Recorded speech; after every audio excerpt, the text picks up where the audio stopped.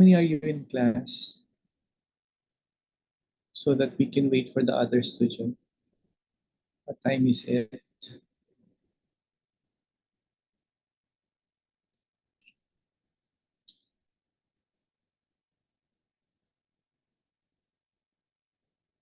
It's 8:07, so we'll start at 8:10 and wait for the others, okay?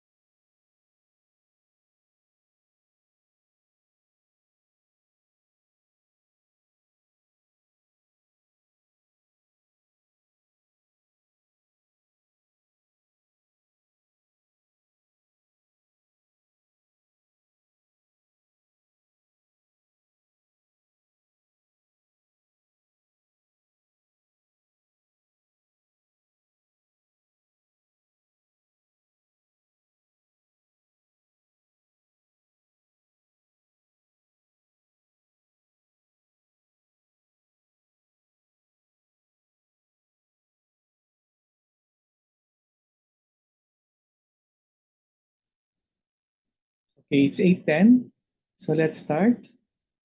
Good morning, everyone. I'm Dr. Santos, and I will be delivering a lecture on genetics for, I think, third year, right? Third year students. Yes po, Doc.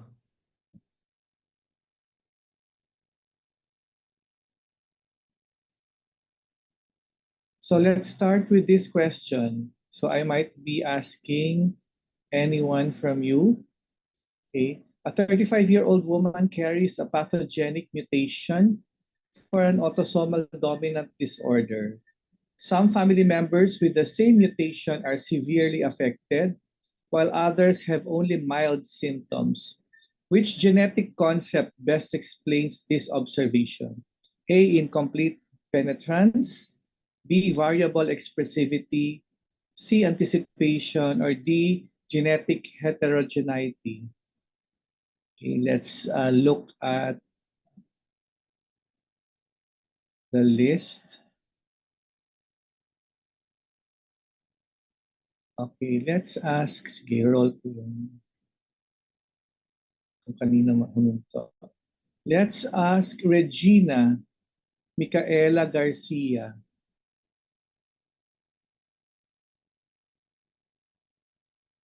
Regina Garcia, are you here? Yes, Doc. Good morning po. Morning, Regina. So what is your answer to this question? If you can recall your second year, remember second year, I also gave a lecture on genetics. So what can you recall? So what is the answer to this question? So the clue here, some family members with the same mutation are severely affected, while the others have only mild symptoms. So when you answer questions, you try to look at the stem, okay? Because sometimes we give you clues, okay, on the answer that we are looking for. Doc, is it B po, variable expressivity? Yes, you are right. No, this is what you call variable expressivity, and it's one of the characteristics of autosomal dominant disorders, together with incomplete penetrance. You are right, no? The difference between would you know the difference between variable expressivity and incomplete penetrance? Okay, so maybe we can ask another student to answer. Let's let's see if there is Santos here in the chat, no? Kung meron Santos, tatawagin natin. Kaapelido ko. Ay, yeah, meron. Santos Julia Brienne. Are you here, Julia?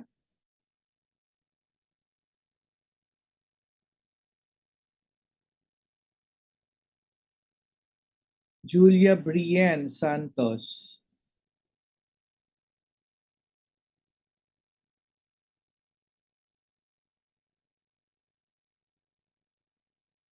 Julia Brienne Santos, are you here? Ano ang difference ng incomplete penetrance sa variable expressivity?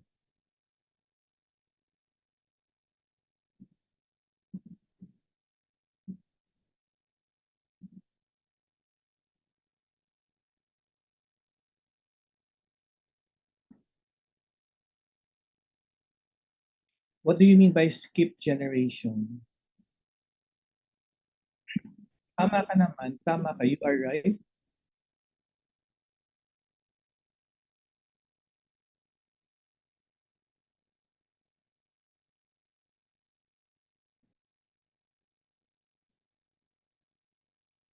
Ano yon? Pakiulit.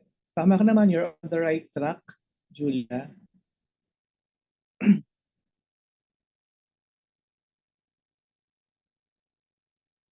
Okay.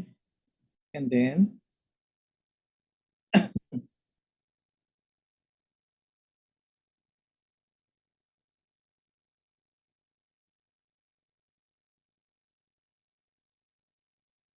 Yeah, okay. So ganito yon, no? Both are actually characteristics of autosomal dominant conditions. No? Pag sinabi nating autosomal, remember, no, pag sinabi nating autosomal dominant, dominant siya. Ibig sabihin, it should manifest in every generation, right?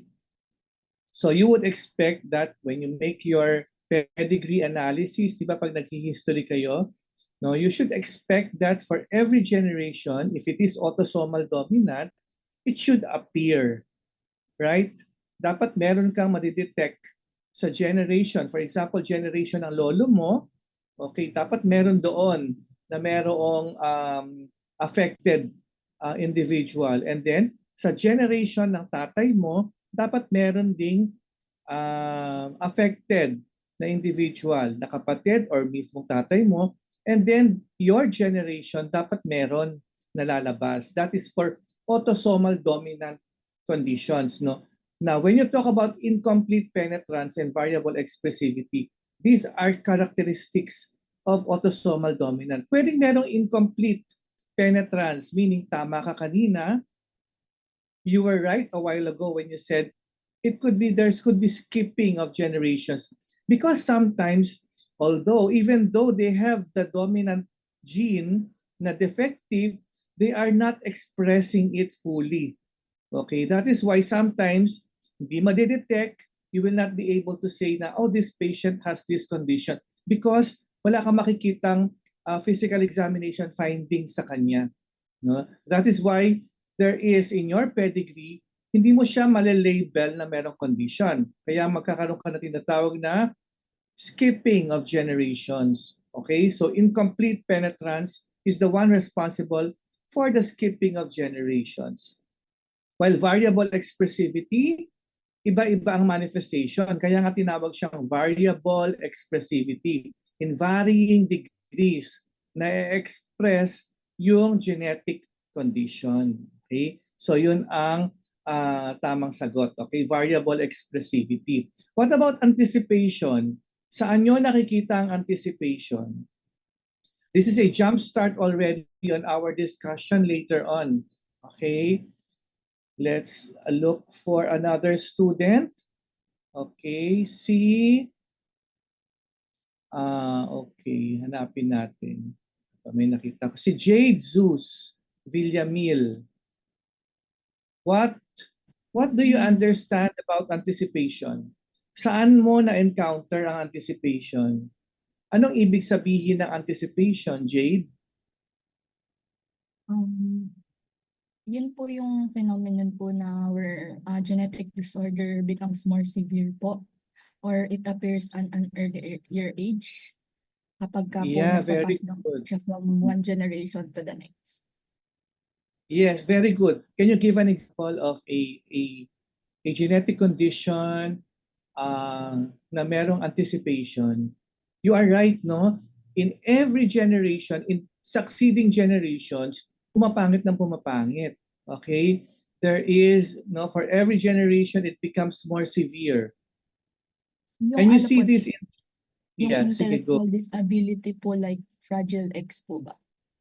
Yeah, you are correct, no? If you can recall my lecture last year, no, on Fragile X. Okay, so Fragile X is characterized by triplet repeats, right? So you see this in triplet repeat expansion disorders, no, like your Fragile X, your Huntington disease. Okay, so it becomes more severe in succeeding generations. So sabi ko nga, lagi ko sinasabi, kung lukring ka ngayon, yung anak mo mas lukring sa'yo at yung apo mo pinaka-lukring, no? Pinaka-pangit ng manifestation. And you see this again in patients, in conditions na nabanggit mo nga, no? Yung Fragile X, no? Which is characterized by intellectual disability among boys. Okay? So, triplet repeats, these are what you call non-Mendelian patterns of inheritance. Pag sinabi natin non-Mendelian, ibig sabihin they do not follow the conventional ones that we are familiar with, no? Yung mga autosomal dominant, autosomal recessive, X-linked recessive, no? Pag sinabi nating non-Mendelian, pwedeng may kinalaman lang sa nanay, no? May kinalaman pareho on both, no? Or sometimes depending on the transmitting parent of origin. For example, paternal lang siya, maternal lang siya. Okay? So they do not follow the typical or the normal or the conventional patterns of transmission. Kaya tinawag silang non-Mendelian patterns of inheritance. Okay? So let's look at the next question. A child develops a metabolic disorder due to a mutation inherited exclusively from the mother. The father carries the same mutation but does not pass it to his offspring. Which mechanism best explains this pattern of inheritance? X-linked, genomic, mitochondrial, or uniparental disomy? Okay, let's ask again another student. Okay. Dito naman tayo sa letter E. Si Paulo Nicolas Fabros. So ito meron siyang clue na naman na binigay. Diba? Paulo Fabros. Yes po, Doc. Okay, so ano ang sagot mo dito? Ang clue niya dito, exclusively from the mother. Doc, mitochondrial inheritance po. Okay, so bakit? What is your explanation? Doc, yun dun Tama sa ka, your answer is correct. yun sa from the mother po. Mm. Since parang Bakit hindi yung siya tatay? may genetic po na parang connected po yung sa mitochondria. Kasi yung sa father po, mostly po X-link.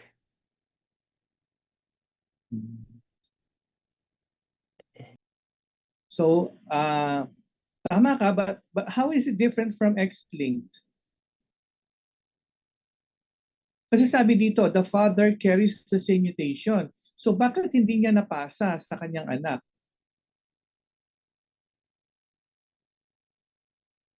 There is a better explanation for mitochondrial inheritance. Doc, para strictly maternal po yung ano. Like, pero po yung mitochondrial po pala, affected fathers po, di po mapapasa siya sa mga anak. pero po kapag yung mother po, mapapasa niya po sa anak. Bakit? Okay, there's an explanation. So when you have these things, no, it's always better, to ask why hanggang masagot, no, para mas maintindihan natin. Remember, these concepts will be better understood if you dig deeper. Okay, tama ka naman, no. You are right when you say the father will not be able to transmit. Okay, because it's a mitochondrial inheritance, but there is a better explanation. Okay, para mas maintindihan ninyo. So what is it? You're on the right track. Okay, Paulo. It's because I think it's in one of my slides, no, when I lectured genetics to you when you were in second year, no. Pag sinabi nating mitochondrial inheritance, remember we as humans, we inherit, okay? We inherit, okay? Kapag mitochondrial inheritance, galing lang sa nanay yan. Because the mitochondria coming from the mother is destroyed during fertilization. Okay? So ang namamana natin galing sa nanay, no, when you talk about mitochondria. Okay? So yun ang explanation for that. That is the reason why kahit na meron ang tatay na mutation, okay, if the father carries, no, the genetic mutation in the mitochondria, he will not be able to pass it to his offspring because his mitochondria is destroyed during fertilization, unlike that coming from the mother. Okay, so that is the explanation for mitochondrial inheritance. Lahat galing sa nanay. Wala silang nakukuha sa tatay kasi nasisira during fertilization yung mitochondria coming from the father. So that explains mitochondrial inheritance. Okay? So, my objectives, therefore, for this lecture will be for you to be able to describe Mendelian and non-Mendelian patterns of inheritance. No? Again, let's go through the different types of chromosomal abnormalities, okay, among which the most common will be your Down syndrome. Discuss the different types and mechanisms of mutations, okay, yung mga available na genetic tests, no, whether in the Philippines or in other countries, and probably look at some novel genetic technologies, no, like for example yung mga cord banking, okay, yung mga bone marrow transplants, okay, so yun ang titignan natin. So why does genetics matter? Okay, bakit kailangan nating aralin, okay, ang genetics, okay, particularly clinical genetics, because later on when you see patients, you might find that there are conditions that are very early in onset. Okay? So pagkapanganak pa lang, makikita mo na, meron na siyang, for example, facial dysmorphism. Okay? Meron na siyang mga something, okay, in your clinical eye, you see that there's something wrong with this child. For example, the very early onset. Or if there is some condition that is so severe that you will not be able to explain it, no, fully. Okay, so kita mo parang bakit grabe kaya yung sakit ng batang ito, no? Why does this patient have this particular illness na hindi na cure? Okay, with your, for example, even if you follow the guidelines already, but the patient still is not improving, there might be something else, okay, on this child causing the clinical manifestations. If there is something unusual, okay, no, something that is not really very common, na nakikita mo, and then you see this, for example, in some individuals, and they have cousins who have these conditions, they have uncles, aunties, that they have the same condition, no? Yung mga familial disease. That is why in your histories, di ba, you try to look for any disease that may occur in the families because you want to establish if that particular illness is genetic or not. Okay, so when we understand these different genetic conditions, then they will be able to guide us, no, on our diagnosis. If we were able to see a constellation of symptoms, then we will be able to, for example, we will be able to give a diagnosis. No, meron pang app before, I don't know if it is still existing. There is an app application that you actually write the clinical clinical manifestations, and it will try to come up with a possible syndrome or genetic condition that would explain everything. Okay, the prognosis of these patients will also depend on the genetic condition, so that you will be able to talk to the parents or to the family, okay, and explain to them the prognosis of that particular genetic condition. Because remember, when you have this, then uh, you have to advise genetic counseling on the parents, because there is always that probability that the next offsprings will have the similar condition, depending whether it is X-linked, autosomal dominant, or autosomal recessive. And when you were able to diagnose this genetic condition, then you will be able to advise screening of relatives, because sometimes, as mentioned kanina, there could be variable expressivity, there could be incomplete penetrance, especially if you are talking about autosomal dominant conditions. Diba? Kung minsan nakakala mo normal yung isang tao, but lo and behold, meron pala siyang genetic condition na undetected. And that patient will be able to, for example, pass it on to his or her offsprings.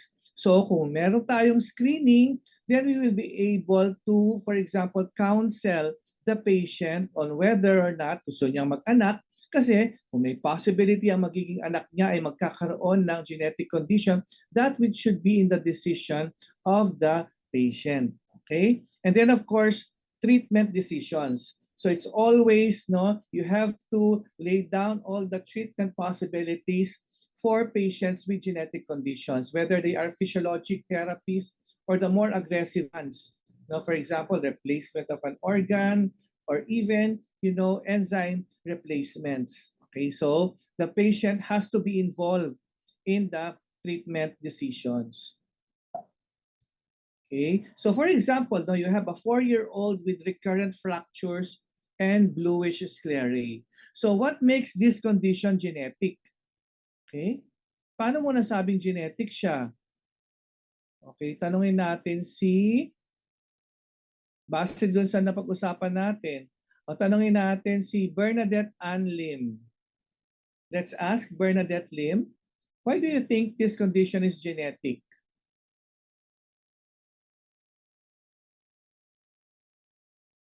A 4-year-old with recurrent fractures and bluish sclerae. Bernadette Lim?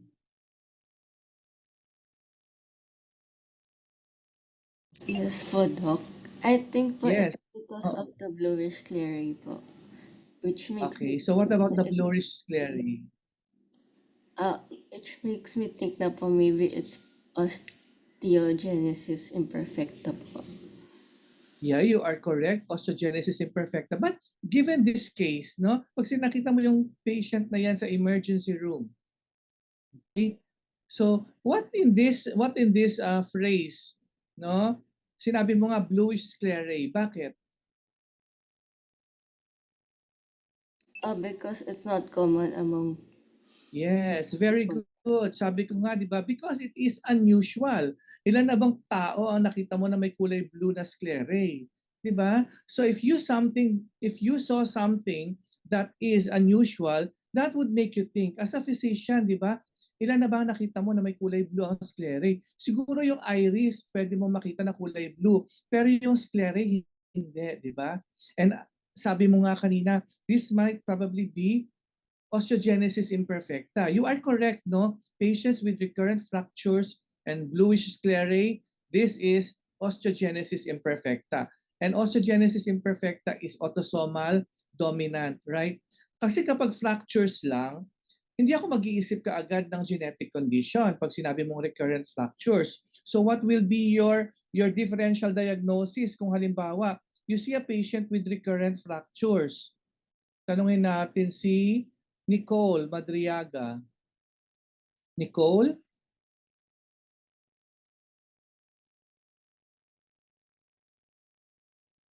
Nicole? Hello, Doc. Yes. Kung meron kang mga recurrent fractures na 4-year-old, mag-iisip ka Possible ba po. kaagad ng genetic condition? Hindi po daw. Will you think, hindi muna, di ba? Pero kung bluish sclerae yan, dahil unusual nga, sabi nga kanina, hindi siya common, mag-iisip ka. Pero kung recurrent fractures, ano yung mga possibilities mo? Ano yung mga what can you give me one differential diagnosis for recurrent fractures?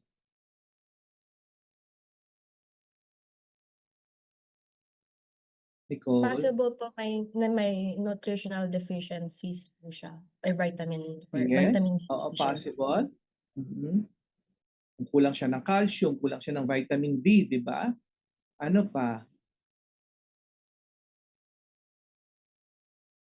Sige, tanongin naman natin yung kasunod mo. Si Juan Miguel Mamalateo.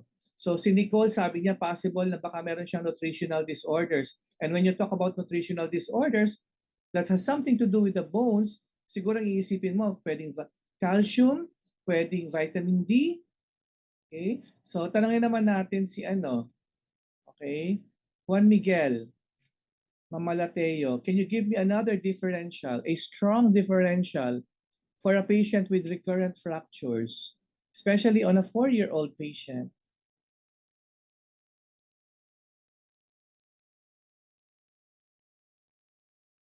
Juan Miguel Mamalateo, are you here? Yes po, Doc. Am I audible po ba? Ha? Am I audible po ba? Yes, we can hear you. I believe po it can be also osteogenesis imperfecta, which can cause po Actually your... yun ang diagnosis for the patient, no? Kasi nga meron siyang bluish sclerae, no? Pero kung halimbawa hindi pa nakita ng intern or clerk or ng resident na meron siyang blue na sclerae, ano mo nang iisipin mo kung recurrent fracture lang? If besides po nutritional deficiency, Aside from nutritional deficiency, aside from osteogenesis imperfecta, o anong differentials? Di ba third year students na kayo? But anyway, I'm shifting to the vernacular. Anybody here in class who doesn't understand what I'm saying? Raise your hand, no? If you do not know Tagalog, lahat ba kayo nakakaintindi ng Tagalog? Do all of you understand Tagalog? There might be some foreign students here in class who do not understand what I'm saying. So just raise your hand or let me know. Okay.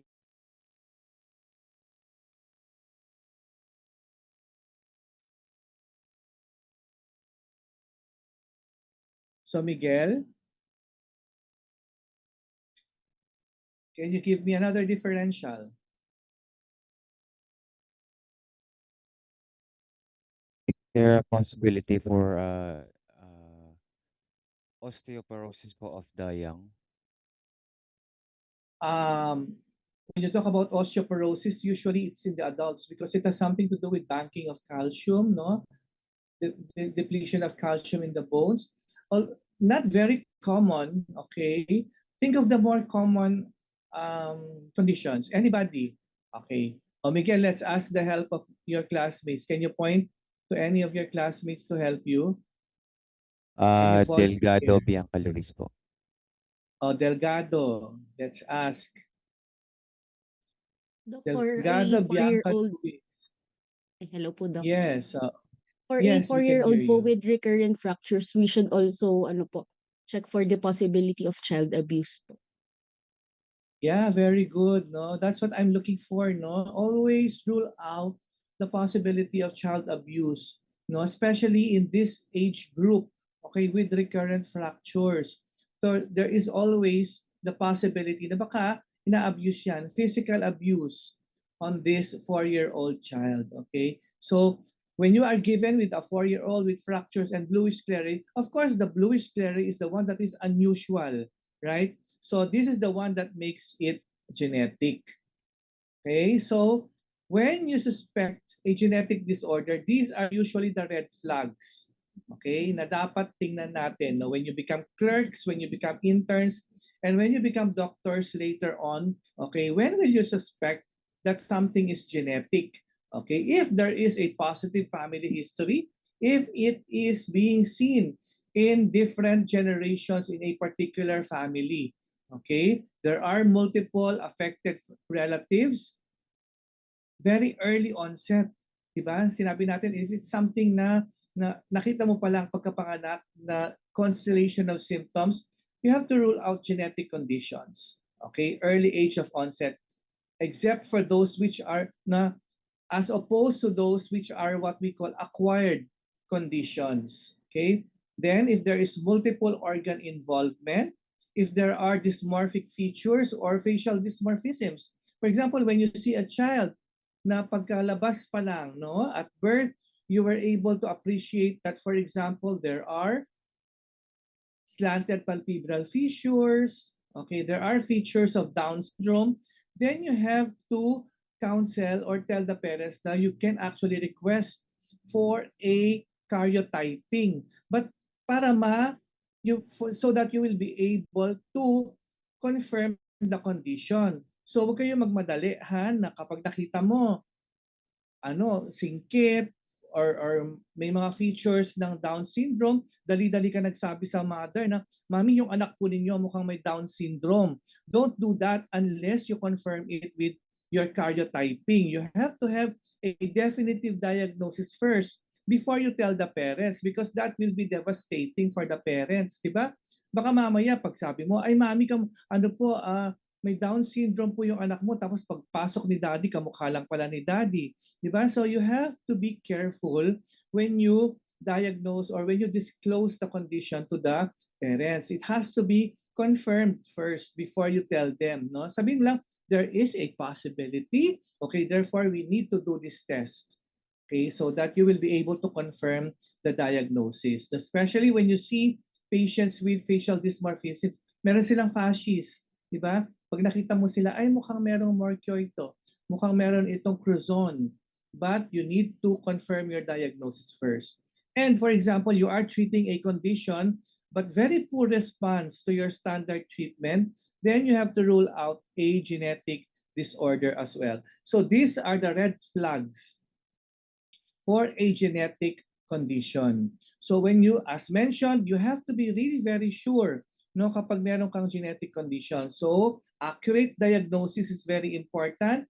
Careful history taking, titignan mo, and then you look at the pedigree chart of your patient. So, there in your pedigree chart, dapat at least 3 generations ang minimum para masabi mo that that particular condition is genetic or familial.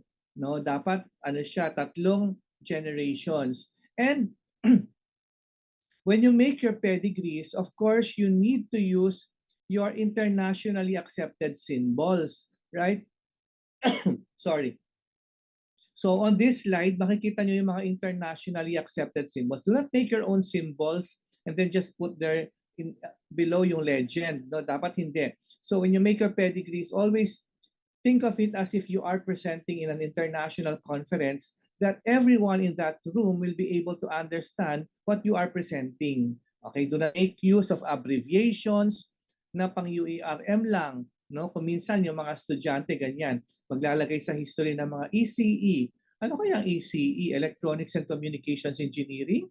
Ayun pala, ibig sabihin ng estudyante ay equal breath sounds, diba? Or equal chest expansion, yung ECE. Parang dapat internationally accepted, yung mga acronyms or the symbols that you are using. So for example, dito, kapag gumamit ka ng square, ibig sabihin lalaki. Kapag bilog, ibig sabihin babae.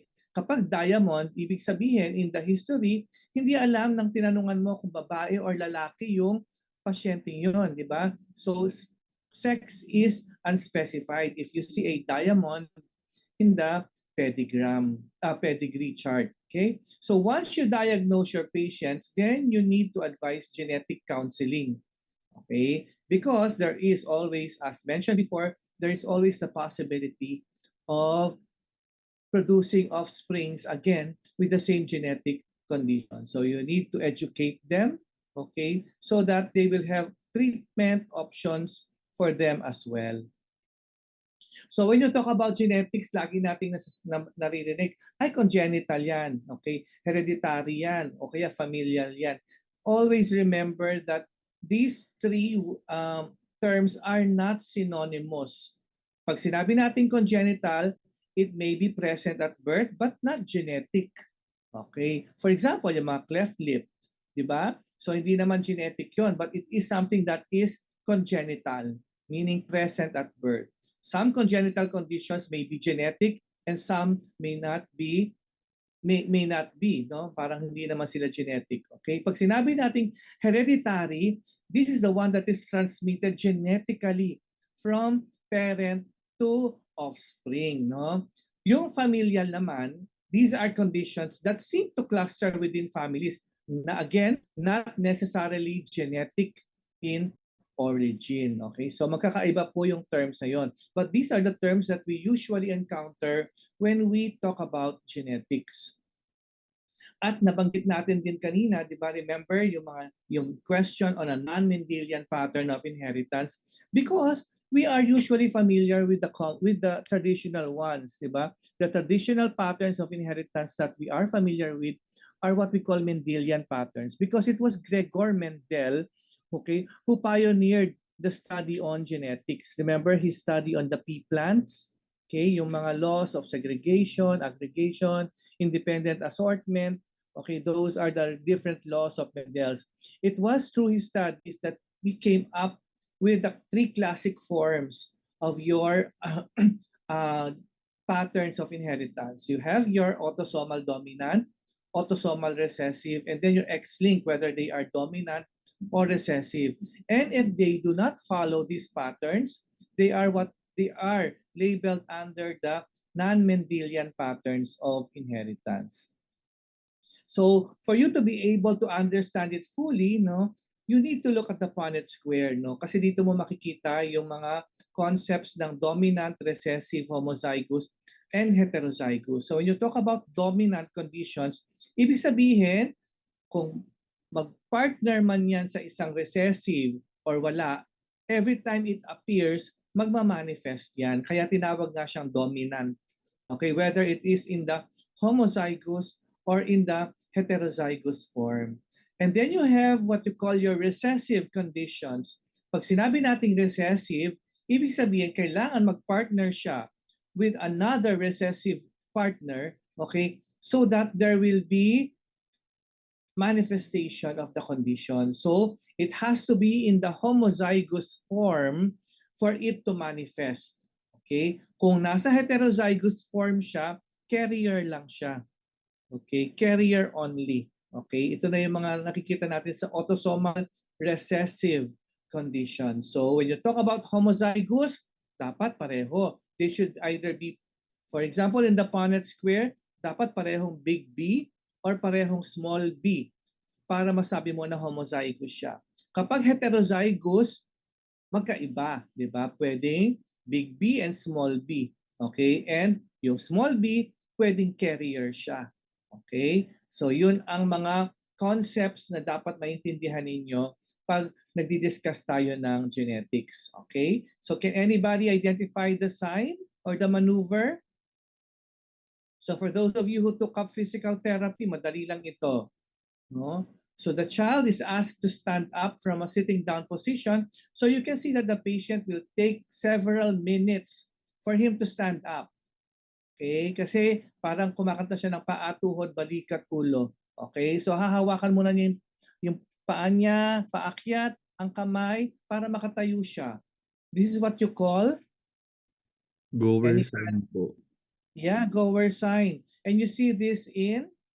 Duchenne muscular dystrophy po. Yeah. So paano na-transmit ang Duchenne muscular dystrophy? Ano yung pattern of inheritance nito?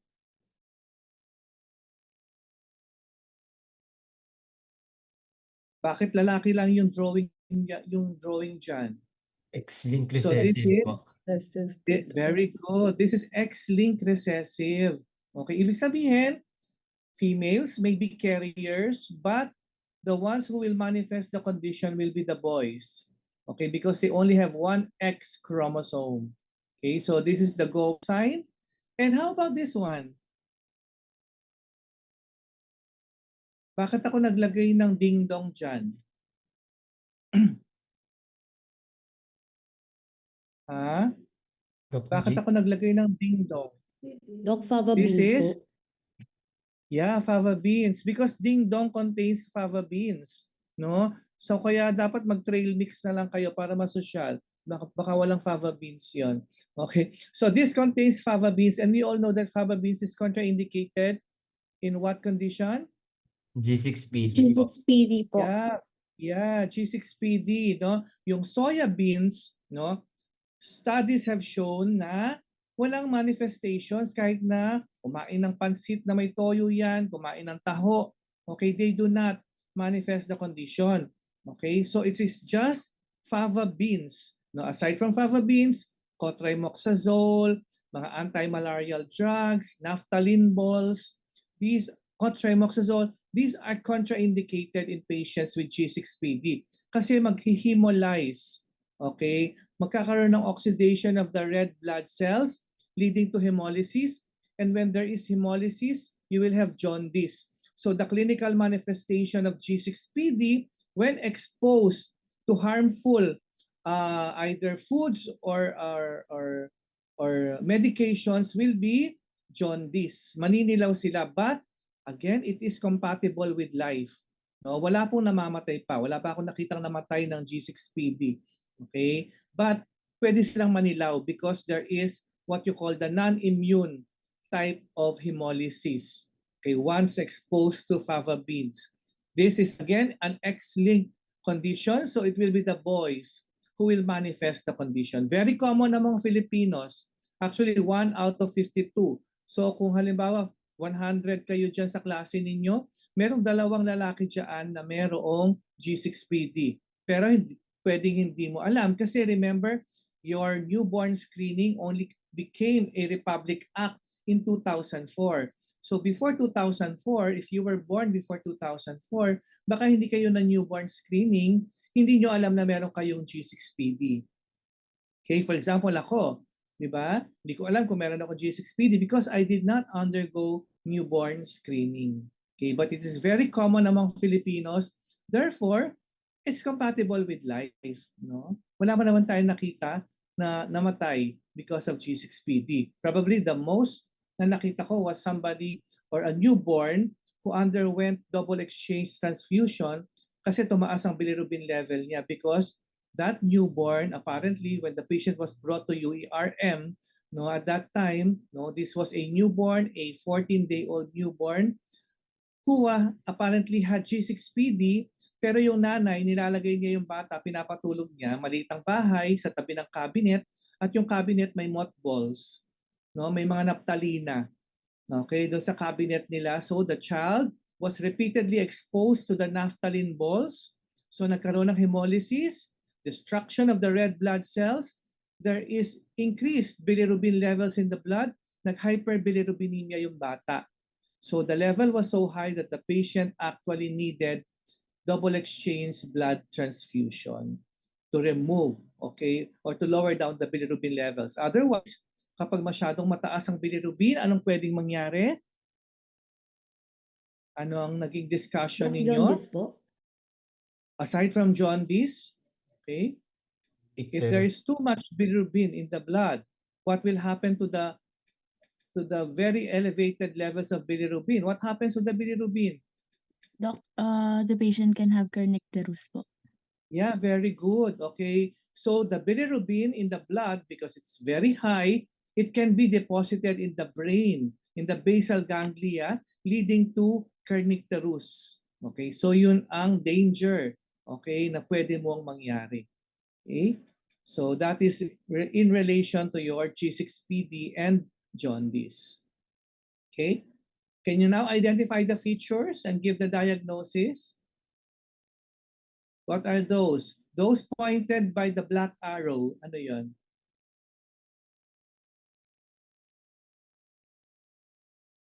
Doc, Lesh Yeah, nodules po. Dito muna sa left. Sa left picture. Ano yung ng black arrow? What do you Cafe call au lait this? spots po.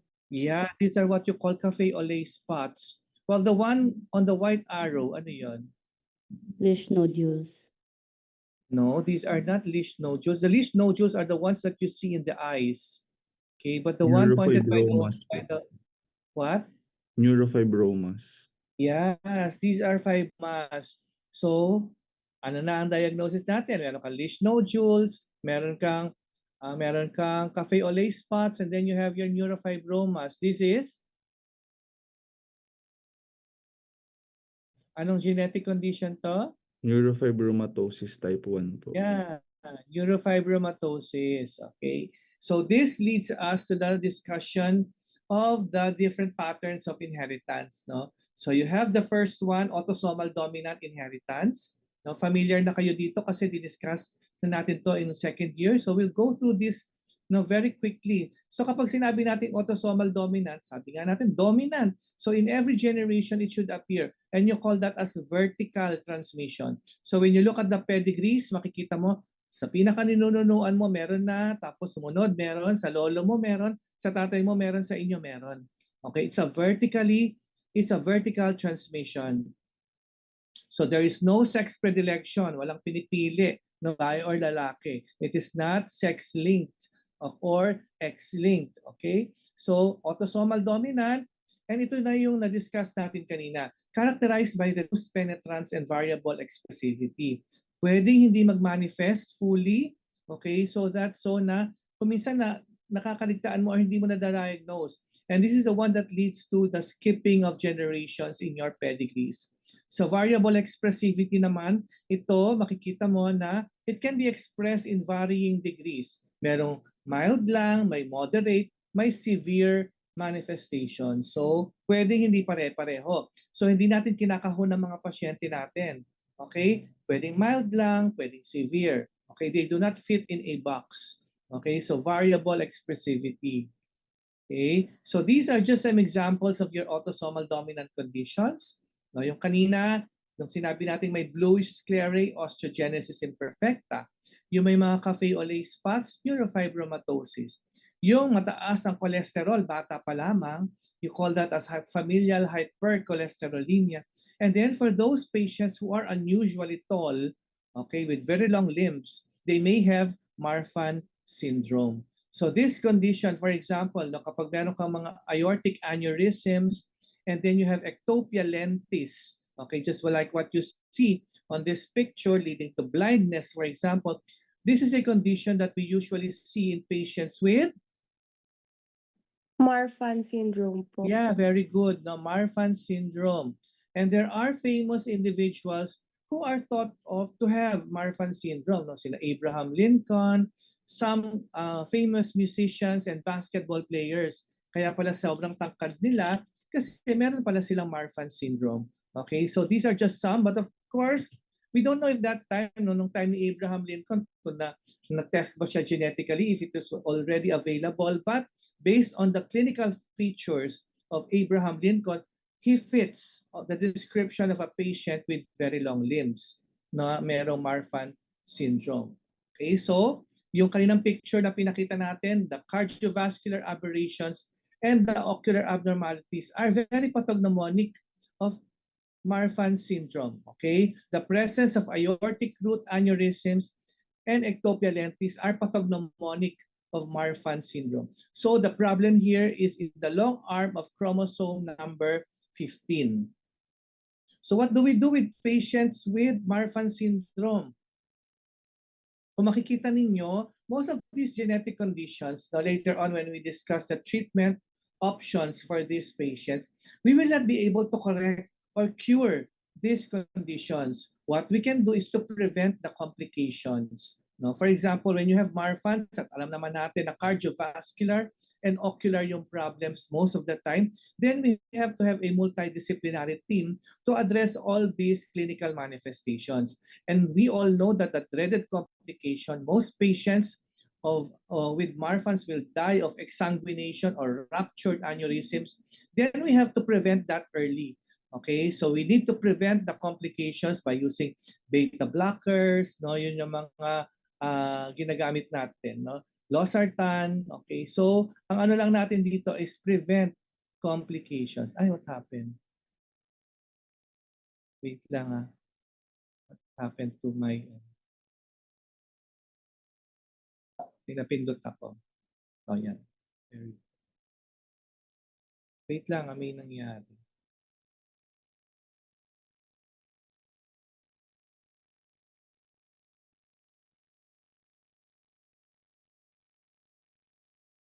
For a while.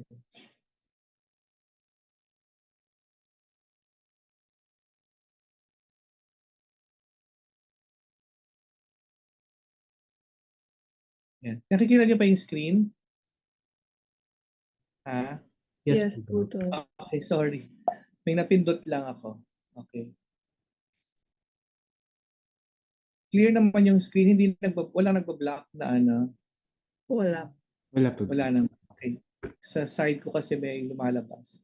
But anyways, okay, as mentioned, no, sabi natin, gusto natin, we want to prevent the complications because most of these genetic conditions, there's no definitive cure. Kailangan ma-prevent lang natin. Therefore, we should know what the complications are. Okay, so for Marfan syndrome, it's mostly cardiovascular and blindness. So we need to prevent those. Okay, so we need to refer them to ophthalmologists, to cardiologists, or cardiovascular experts to address these conditions. Okay, how about this one? No, sa mga bata, meron ng matataas ang cholesterol. Okay, hindi lang po mga matatanda. So very early, especially if they have a strong family history of, for example, myocardial infarctions, hypercholesterolemia, then the recommendation is to screen at around 9 to 11 years old. No? Mag-screen na tayo ng cholesterol levels at 9 to 11 years old because later on, no, in familial hypercholesterolemia because of the defective LDL receptors in the liver. So recall, no, in biochemistry, ano yung mga different types of cholesterol na na-encounter natin? The good ones are the HDL, right? The high density lipoproteins. While the bad ones, no, the ones responsible for your atherosclerosis, your MIs, will be your LDLs. Okay, your low density lipoprotein. So in familial hypercholesterolemia, your liver has this defective receptors. Okay, so 50% will not be metabolized. So they will just go to the bloodstream. Okay, your LDL cholesterols will go to the bloodstream and become deposited, okay, in the different blood vessels, leading to atherosclerosis. So once you have atherosclerotic vessels, then you can have coronary heart disease. So the manifestations, you might have frequent angina, sumasakit lagi ang dibdib, and it might lead to myocardial infarction later on. Okay, this is just because of your defective receptors, no? Meron kang problem sa chromosome 19 mo, leading to elevated LDL cholesterol. So your cholesterol, aside from being deposited in the blood vessels, can become deposited in other organs, no? Pwedeng sa mata, no, yung mga santelasmas, yan, sa mga joints, okay, mga santomas, these are cholesterol deposits on different parts of the body.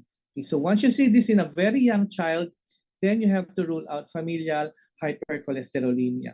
So when you have elevated cholesterol, magbibigay ka ba ng gamot? Do you need to give statins, for example? Ano bang mga pinaka-common na binibigay natin for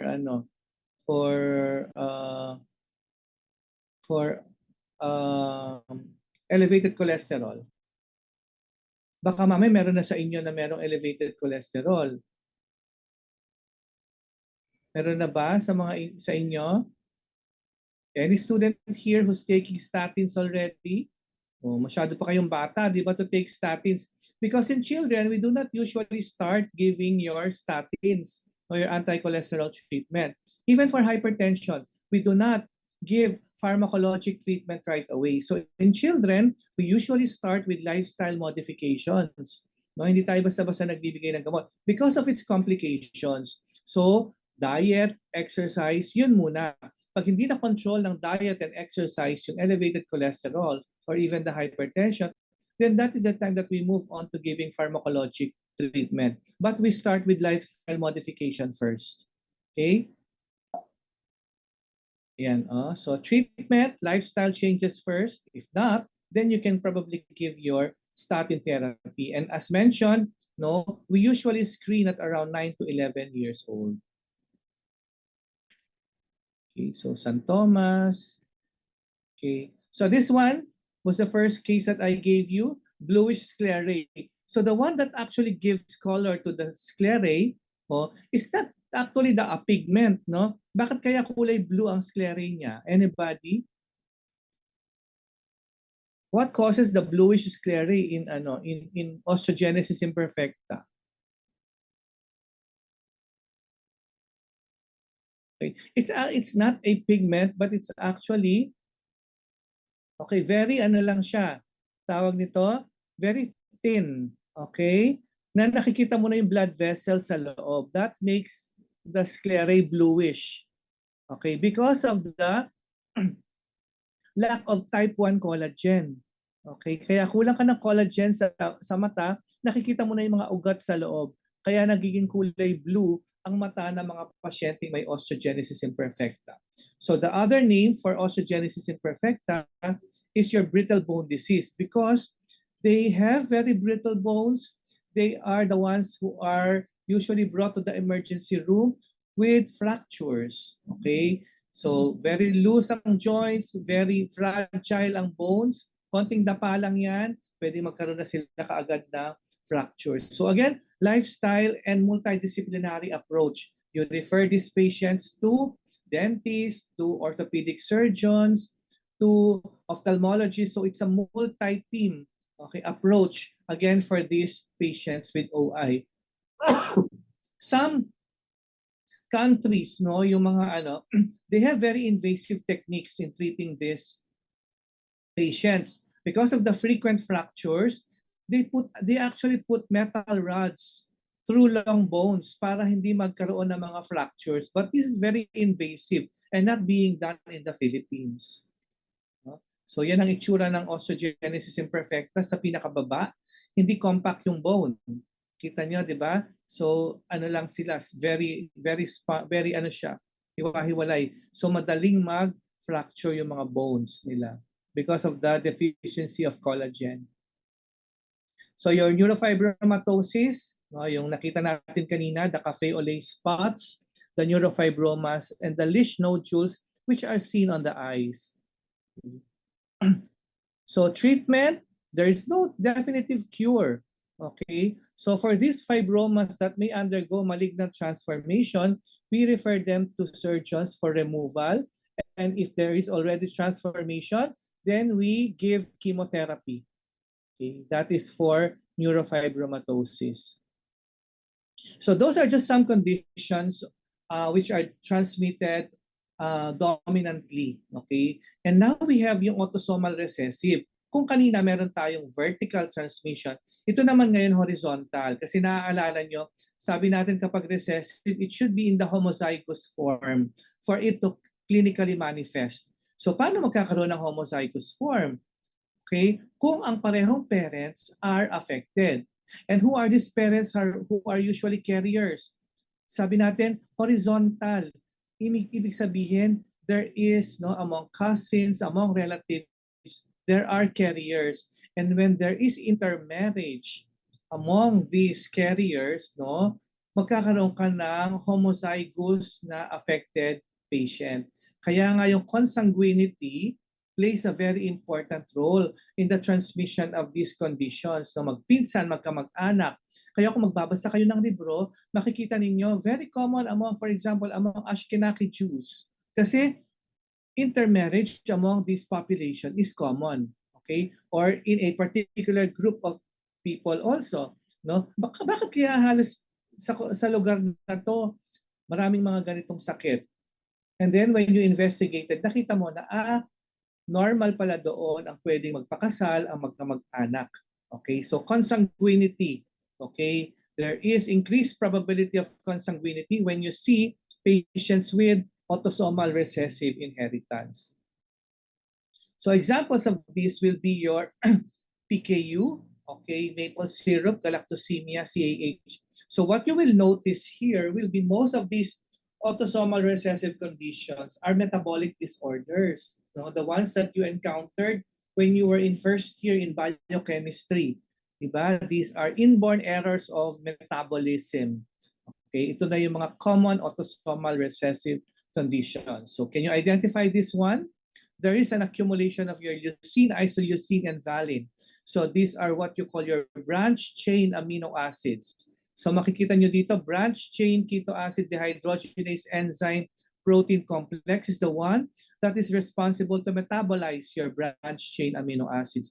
So when you have defective protein complex, then mag-accumulate ang mga branch chain amino acids mo. They will become deposited in the different organs of the body, leading to the different clinical manifestations of this disease. So this condition, if there is accumulation of your branch chain amino acids, anong tawag natin dito? This is Maple what? syrup urine disease Yeah, po. very good. Maple syrup urine disease. And it is called maple syrup urine disease because of the characteristic odor of the urine. Maple syrupy. Parang syrup ng pancake. Okay, so recall your biochemistry, di ba? Dati, meron dyan, naalala ko, merong table na the characteristic odor of the urine will give you a clue on the inborn error, di ba? So kung halimbawa mousy or musty odor of the urine, think of phenylketonuria. Diba? Kung maple syrup, of course, maple syrup urine disease. So the clinical manifestations include poor suck, lethargy, hypotonia, vomiting, fussiness, and a characteristic high-pitched cry on these patients. So treatment, ito na sinasabi ko sa inyo, yung mga metabolic disorders with abnormal urine odor, no? Sweaty feet, swimming pool, maple syrup, boiled cabbage, tomcat urine, Hopps-like, okay, so and down the line. So, kung meron ka maple syrup urine disease, anong treatment mo? You will not be able to treat the disease itself, right? Because there's no cure for this inborn error. So what you can do is what? Mostly physiologic therapies. So if there is an accumulation of your branch chain amino acids, therefore, in the diet of these patients, do not give branch chain amino acids. Okay, remove this from the diet. Okay, so that is what you call diet manipulation. Okay, so you give a milk formula that is devoid of this branch chain amino acids.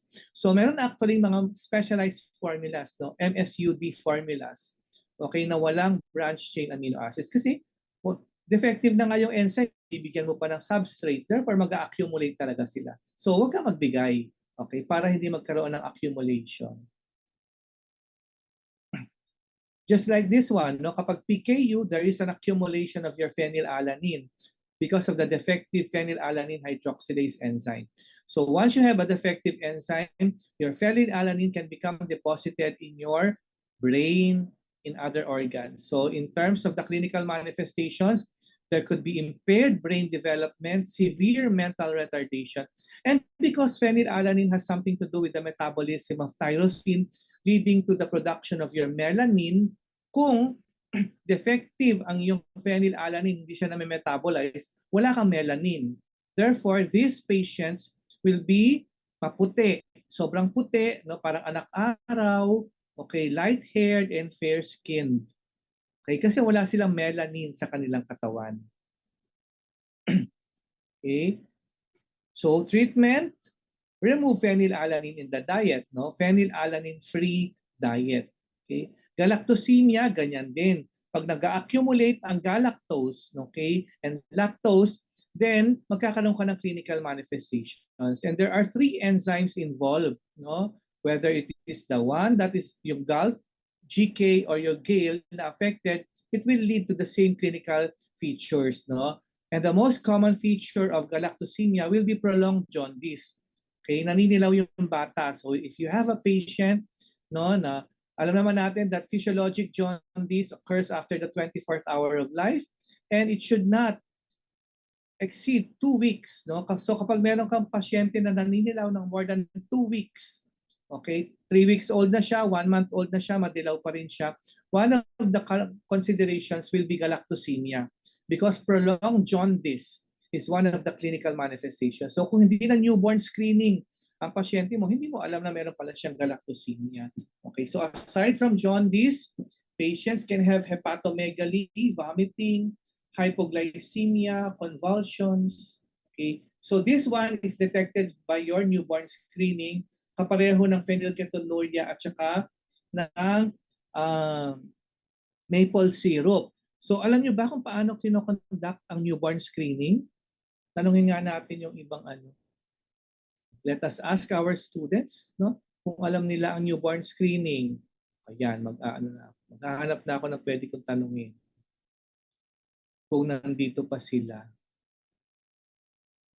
Sige, tanungin natin yung mga estudyante ko sa ano, sa precepts. Kung nandito sila. Okay. Tanungin nga natin si Bea. Bea, nandito ka? Hello, Are you Doc. here, Bea? Hello? Hello, Doc. Yes, Bea. Are you familiar with the newborn screening? Medyo po, Doc. Sige, can you tell us how it is done and when is it done? Doc, bali po kapag mga 24 to 72 hours after birth po, ipiprick po yung child, tapos itatest po for mga genetic disorders po. Yeah, very good, no? So in terms of timing, the genetic screening or the newborn screening is done. Tama si Bea, no? After the 24th hour of life and not later than 72 hours. The reason for that is you do not perform it early. You do not perform it early within the first 24 hours of life because some enzymes, no, are not yet or are still reflective of the mother's levels, no. For example, yung thyroid hormones, no, the one within 24 hours reflective pa rin yung level ng nanay yan. So it is not the true picture of the child. That is why you do not do your screening within 24 hours. You wait at least 24 hours and you do not perform it beyond 72 hours because it already defeats the purpose of it being a screening tool. Baka late ka na. Okay? And right now, we have at least 29 metabolic conditions that are screened by your newborn screening. So very maganda po yung newborn screening. Okay? So congenital adrenal hyperplasia, nasa-screen din yan ng newborn screening. And what I want you to remember here is your classic form, no? Your 21-hydroxylase deficiency. So the clinical manifestations have something to do with this one, no? Kapag meron kang 21-hydroxylase enzyme, this is very important, no, in the normal health and sexual development. But if you have defective enzyme, then you will have decreased cortisol and aldosterone. So magkakaroon ka ng hypernatremia, hyponatremia, hyperkalemia, and then you can have genital changes and early puberty as well. Tataas sa mga androgens mo. Okay, so that is for your congenital adrenal hyperplasia. So those are your autosomal recessive conditions. Now let's move on to your X-linked dominant. No? Pag sinabi natin X-linked dominant, konti lang itong mga to. No? Babanggitin lang natin, these are not really very common. But so you know na meron tayong X-linked dominant.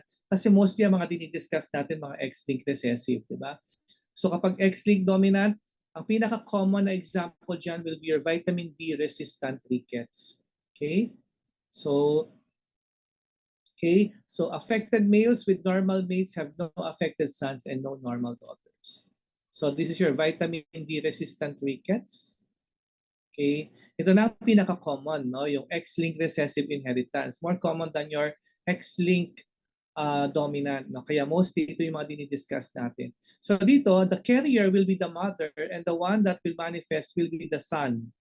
Okay, because the son only has one X chromosome. So kung namana pa niya yung defective X chromosome from the mother, okay, magmamanifest siya. The daughter can just be a carrier or a normal daughter. Okay, so this one is what?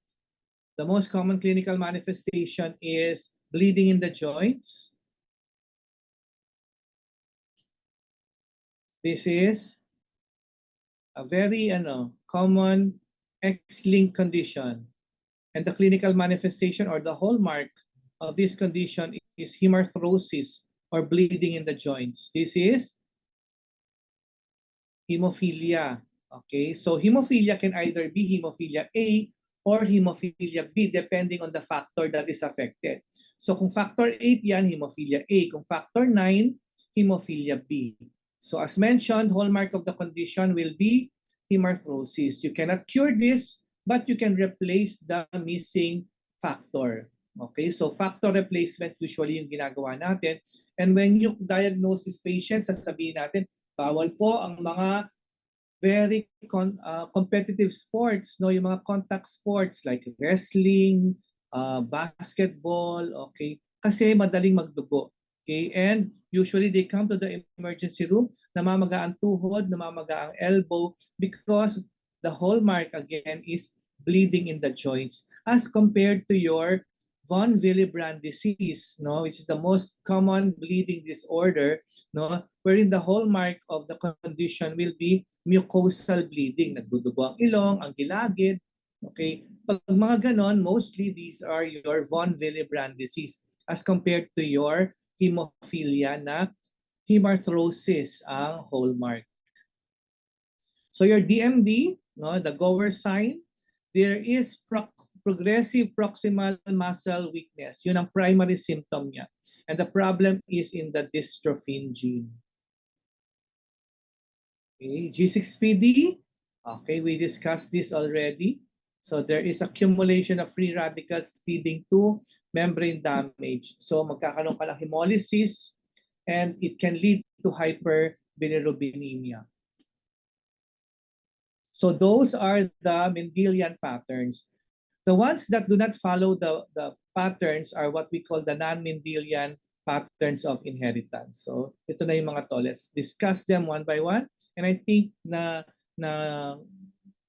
discuss na natin to when you were second year. So papasadahan lang natin, no? Fragile X, no? Ito yung kanina na sinasabi natin, genetic anticipation. So because of the presence of the triplet repeats, okay, and it will be passed on to generation, alter yan, no? It becomes altered every time it becomes passed to the succeeding generations. Kaya kami tinatawag na genetic anticipation. Okay, so this is your Fragile X, no? The prototype of your triplet repeat expansions.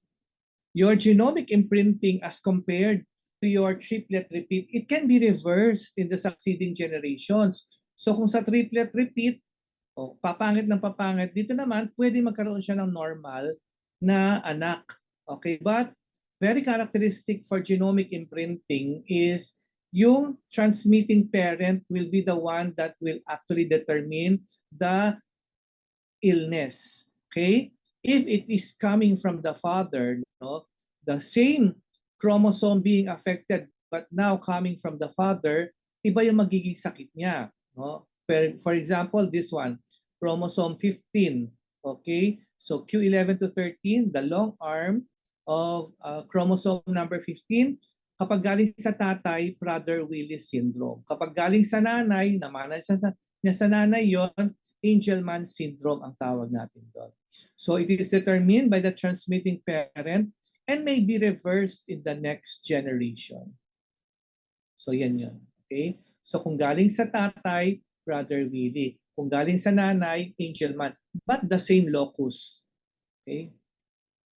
Kapag uniparental disomy, ang gusto ko lang ninyong maintindihan dito sa uniparental disomy, no? Sabi dito, uniparental, ibig sabihin, coming from the same parent.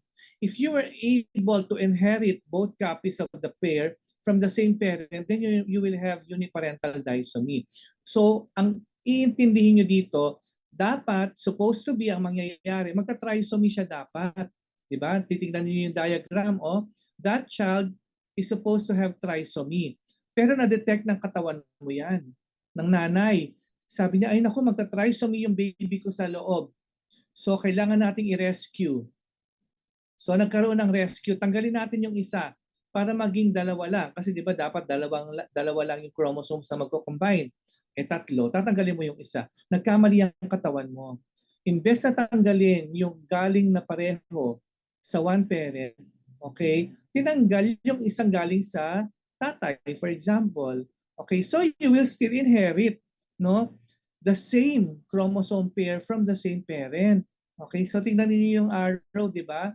Supposed to be, tatanggalin mo yung dalawa yung red, tatanggalin mo yung isang red para blue at saka red. Pero ngayon, natanggal mo yung kulay blue eh. So, ito yung outcome mo, uniparental disomy. So again, depending on the transmitting parent, kung pareho mong nakuha from, for example, the nanay, no? Example ito yung Silver-Russell, maternal uniparental disomy of chromosome 7, ang tawag doon, Silver-Russell syndrome. Kapag galing naman pareho sa tatay, for example, paternal uniparental disomy of chromosome 11, ang magiging sakit mo will be Beckwith-Wiedemann syndrome. So tatandaan nyo, mali ang pagkakasagip.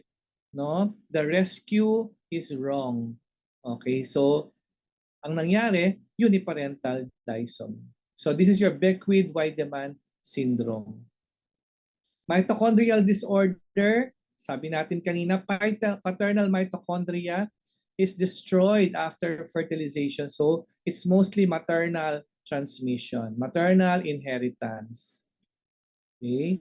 What about those that do not follow, no? Yung mga mga sinasabi nitang it runs in the families. Ang tawag natin dito multifactorial. Okay? Examples ito, yung mga hypertension, diabetes, some genetic conditions na hindi mo ma-explain. Okay? Because there is always what you call your protective factors and your risk factors. If there is an imbalance between your risk factors and your protective factors, whether they are genetic,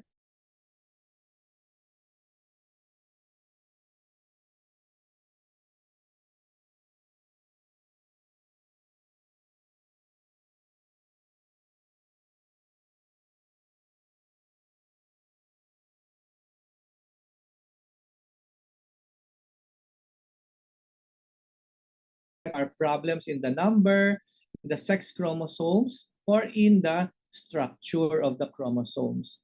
So numerical abnormalities are the most common. Yes? Doc, Sorry. naputol po kayo sa multifactorial. Ay, nawala ako. Yes po.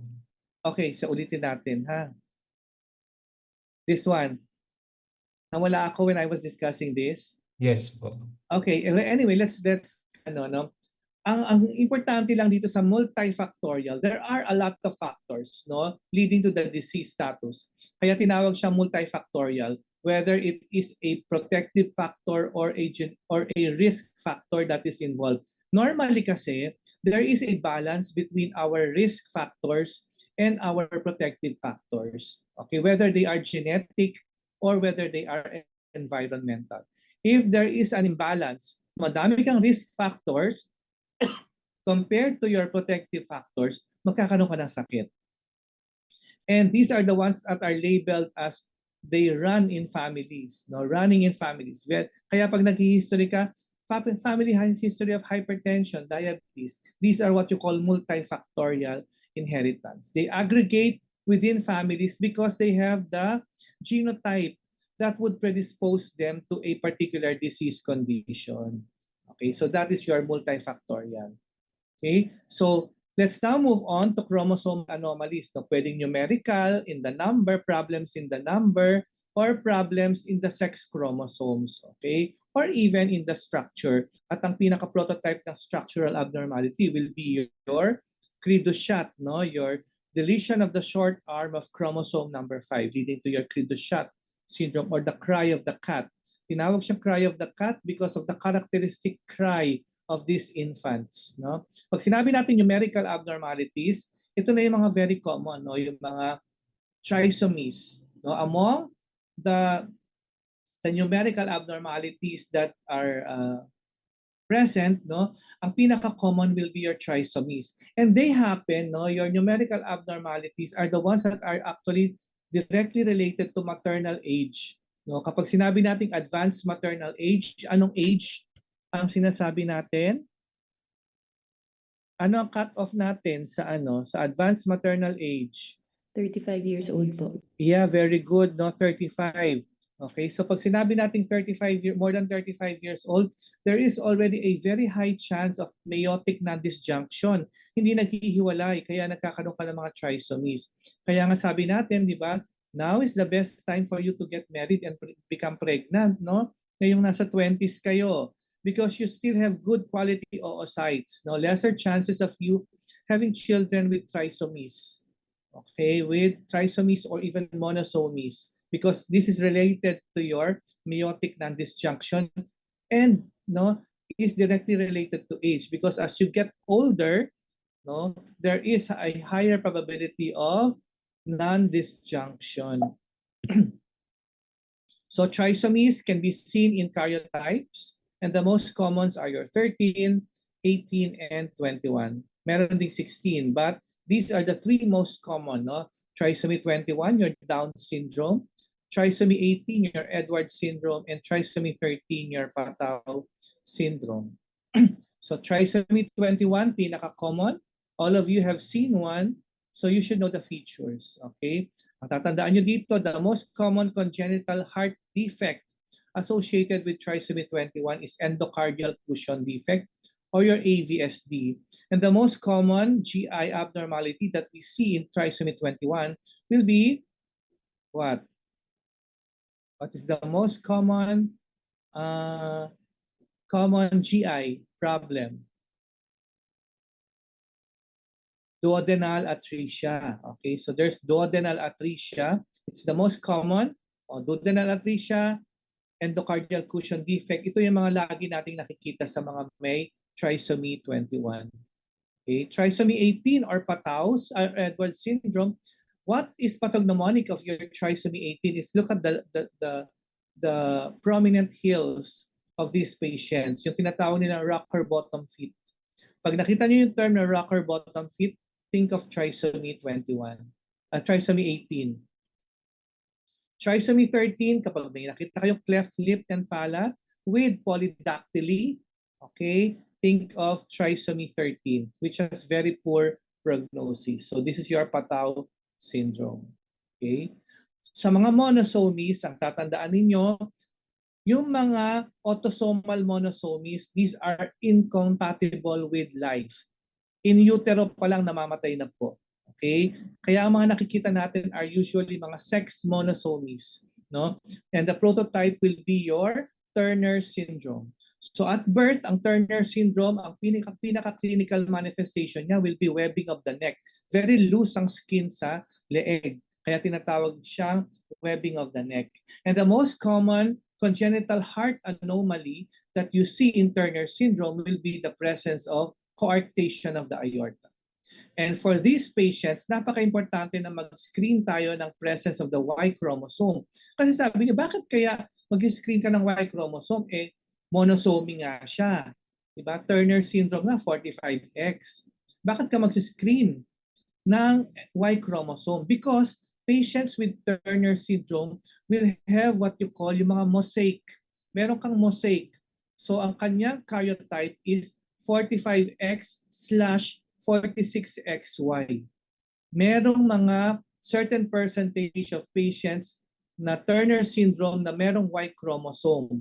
That is the reason why you need to screen for the Y chromosome, because kapag may Y chromosome sila, ito ang magli-lead, okay, for these patients to develop gonadoblastoma. Okay, kaya napaka-importanting mag-screen ng Y chromosome for Turner syndrome. Okay.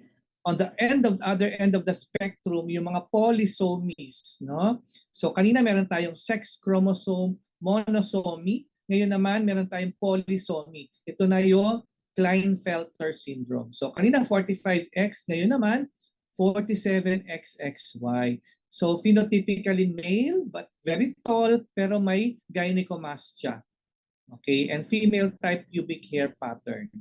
Okay? So this is your Klinefelter syndrome.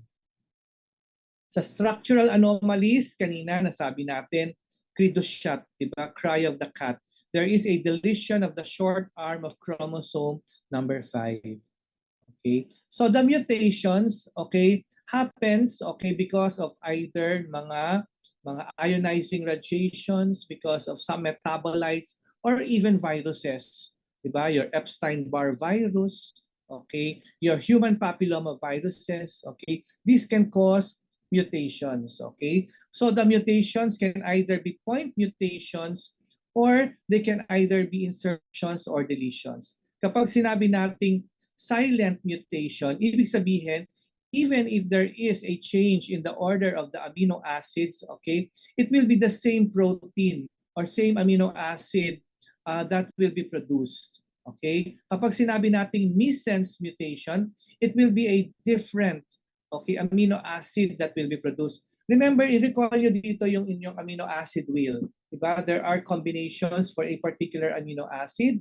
Okay? Na kahit mag-change siya, it will be the same amino acid, for example. Or kung nagbago siya, okay, in the for example, missense mutation, ibang amino acid. Kung stop codon ang mapoproduce mo, you call that as your nonsense mutation. So, clinically, makikita mo ito sa mga sickle cell disease. Diba? Mapapalitan yung glutamine ng valine. Okay? So, yun ang clinical application ng mga mutations na nakikita natin. So, it's a point mutation leading to the production of a different amino acid. Okay? As in the case of your sickle cell disease. Okay? So there are tests available. No? One of the tests kanina nabanggit na natin yung newborn screening. But again, it is just a screening tool. It doesn't tell you na kapag nag-screen ka, nag-positive ka, ay may sakit ka na. Kaya kailangan i-confirm pa natin because it's just a screening tool. Other tests that are available will be this, no? Yung mga in situ or FISH. No? Your fluorescence in situ hybridization, microarray, tandem mass spectrophotometry, cytogenetics. But of course, not all of these are available in the Genetics Institute in the Philippines. Okay. The newborn screening. And these are the different novel treatments, no? Yung mga stem cell treatments. Okay. Cord blood banking, gene therapies, no? Kapag gene therapy, you either correct a loss of function mutation. So you either replace or a gene or even an organ. Okay? So other treatments, no, yung mga nasabi na natin kanina, like for diet, these are what you call physiologic therapies. No? You just manipulate the diet, remove the substrate accumulating. Okay? So yun ang other modes of treatment. So in summary, we were able to discuss the importance of genetics clinically, the different types of inheritance and patterns of inheritance, mechanisms of mutations, some examples of your genetic conditions, okay, and the new or novel genetic technologies. Okay, so I think that's the last slide. Okay, unless there are questions.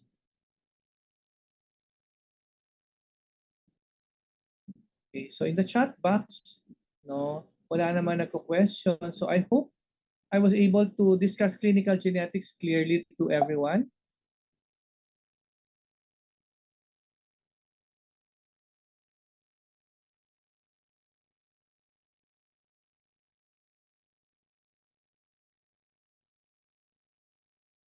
Okay. Saan na ba tayo? Wait. Nawala. Yan. So that's it. Okay. So I hope you learned something this morning in our discussion on genetics. Thank you very much for staying with me in the last 1.5 hours. And I hope meron kayo natutunan, okay, and you will be able to apply this when you go to the clinics, when you have patients presenting with unusual conditions or presentations. Okay? So there are no questions in the chat box. Wala naman nag-raise ng hand. Okay? So again, thank you very much and have a good day, everyone. Okay, this is Dr. Edward Santos. So I think I will be asked to give 25 questions for this exam.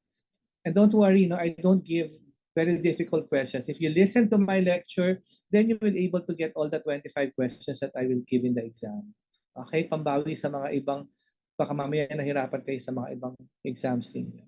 Okay, so again, thank you very much. Good morning, everyone. Thank you po, Doc. Thank you po, Doc. Thank you po, Doc. Thank you po, Doc.